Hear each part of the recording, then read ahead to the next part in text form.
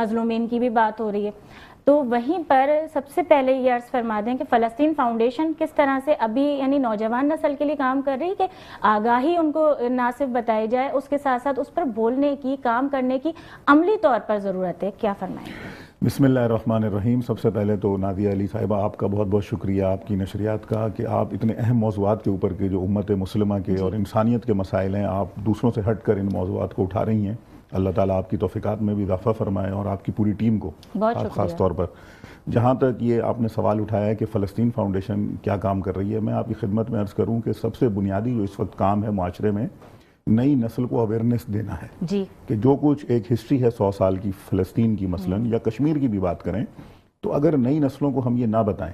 کہ ان کے ساتھ کتنا بڑا انجسٹس ہوا ہے، کتنی بڑی ان کے حق پر ڈاکہ ڈالا گیا ہے، تو میرے خیال ہے وقت کے ساتھ ساتھ یہ مسائل ناپید ہو جائیں گے، چاہے کشمیر ہو یا فلسطین ہو۔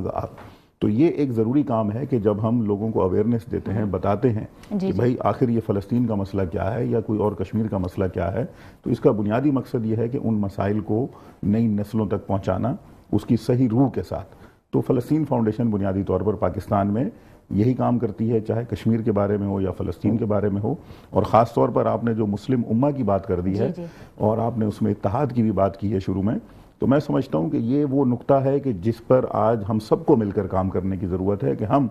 اپنے اختلافات کو، جو کہ 1 یا 2 ہیں غالباً، بہت زیادہ نہیں ہے، یعنی 100 میں سے اگر اس کی پرسنٹیج نکالیں تو 1% ہوں گے، لیکن 99% ہمارے جو مسلمان اقوام ہیں ان کی چیزیں مشترک ہیں، باہم ہیں۔ ہم نے بدقسمتی سے ہمارے کچھ جو کہنا چاہیے طبقات ہیں وہ بہت تھوڑے سے ہیں، انہوں نے اس 99% کو فراموش کیا ہے۔ تو ہماری کوشش سب کی یہ ہونی چاہیے کہ اس 99% پر سب کو متفق کریں اور ایک دوسرے کے ساتھ دیکھیے تعاون، ہم آہنگی، یکجہتی کے ساتھ ہم ایک دوسرے کی صلاحیتوں سے استفادہ حاصل کر سکتے ہیں، چاہے عوامی سطح پر ہو یا چاہے حکومتوں کی سطح پر ہو، کہ مثال کے طور پہ مسلمان حکومتیں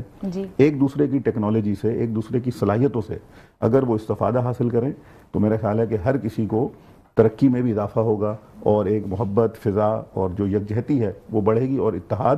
آگے بڑھے گا، اور یہی اتحاد ہے کہ جو فلسطین اور کشمیر جیسے مسائل کو بھی جلد از جلد حل کر سکتا ہے۔ انشاءاللہ دعا ہے اور تمام مسلمانوں کی، اور پاکستانی قوم تو بالکل